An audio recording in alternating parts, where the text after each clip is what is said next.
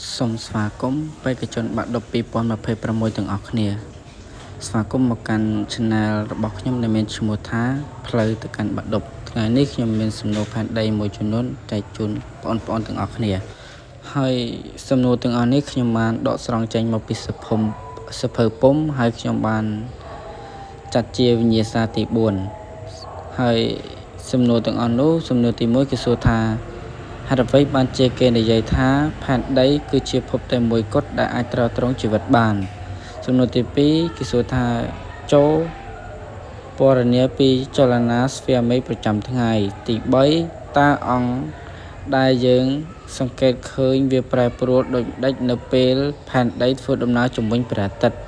ទី4តើការសិក្សាទីតាំងរបស់តារានិករបានជួយមនុស្សសម័យមុនអ្វីខ្លះក្នុងជីវភាពរស់នៅប្រចាំថ្ងៃហើយសំណួរទី5ចុងក្រោយនោះគេសួរថាតើសូរ្យគ្រាសនិងច័ន្ទគ្រាសខុសគ្នាដូចម្ដេចហេតុអ្វីបានជាបាតុភូតនេះមិនកើតឡើងជារៀងរាល់ខែឥឡូវមិនបង្អង់យូរយើងចូលទៅមើលសំណួរទាំងអស់គ្នាចម្លើយទី1នេះគេឆ្លើយថា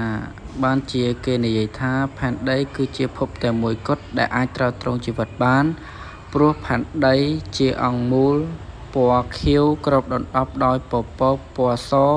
ហុំព័ទ្ធដោយលំហពណ៌ខ្មៅមើលគួរឲ្យ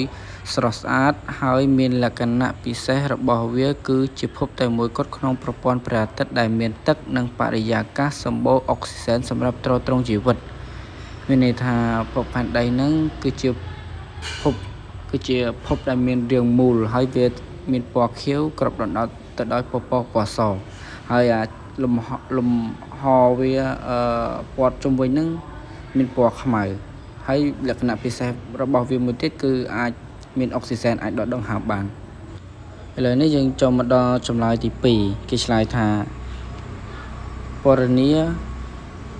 ពីចលនាស្វែមេឃប្រចាំថ្ងៃនៅក្នុងការពិពណ៌នាពីគំនូរនៃការរះនិងការលិចរបស់តារាគឺជារង្វិលនៃស្វែមេឃជុំវិញយើងដឹងហើយថារង្វិលខ្ញាល់របស់ផែនដីជាមូលហេតុដែលធ្វើឲ្យឃើញព្រះអាទិត្យព្រះច័ន្ទនិងតារាទាំងឡាយរះនៅទៅខាងកើតលិចនៅទៅខាងលិចស្វែមេឃពុំធ្វើចលនាជុំវិញផែនដីទេគឺផែនដីធ្វើចលនាជុំវិញខ្លួនឯងបណ្ដាលឲ្យយើងឃើញដូច្នោះចម្លើយទី3គេបានឆ្លើយថានៅពេលផែនដីធ្វើដំណើរជុំវិញព្រះអាទិត្យអង្គដែលយើងសង្កេតឃើញវាប្រែប្រួលគឺតារានិករតាមរដូវដូចជា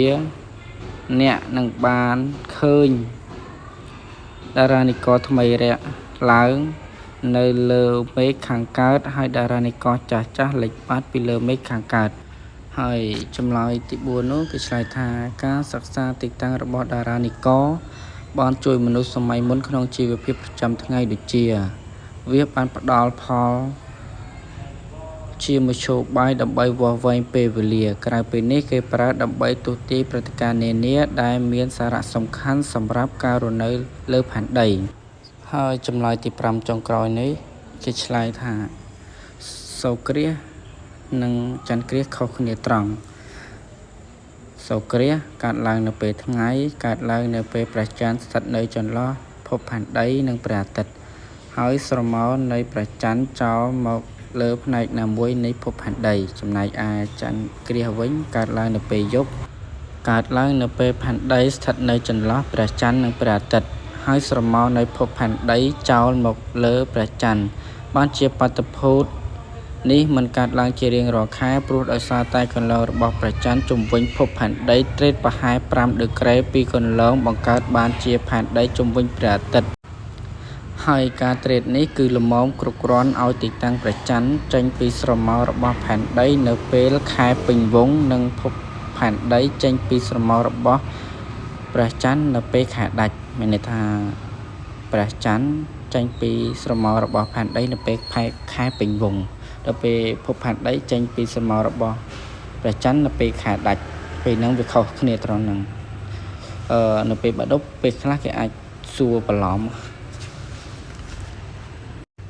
ហើយសំណួរទាំងអស់នេះខ្ញុំបានចងក្រងយកមកធ្វើជាវិញ្ញាសាដាក់ ទី1ទី2ជោគជ័យជូនបង